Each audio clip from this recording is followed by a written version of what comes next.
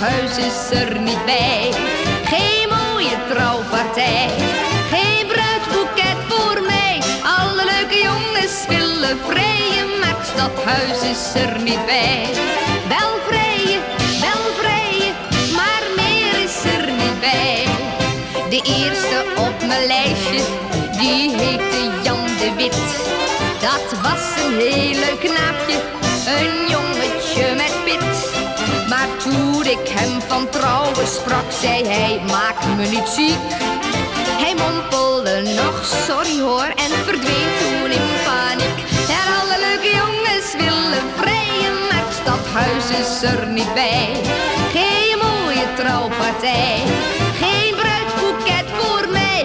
En alle leuke jongens willen vrijen, maar het stadhuis is er niet bij. Wel vrijen, maar meer is er niet bij.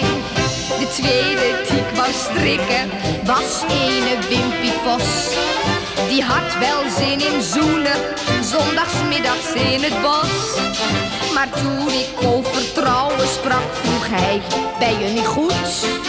En rende toen in volle vaart zijn vrijheid tegemoet. En alle leuke jongens willen vrijen, maar het stadhuis is er niet bij. Geen mooie trouwpartij, geen bruidsboeket voor mij.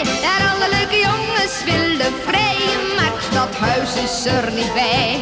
Wel vrijen, maar meer is er niet bij. Toen kwam een lange Karel en daarna een dikke Piet. Toen eentje met een sikkie, hoe die heette, weet ik niet. En zo kan ik wel doorgaan, maar het verhaal is gauw verteld. Ze vonden me een leuke meid, maar trouwen voor geen geld.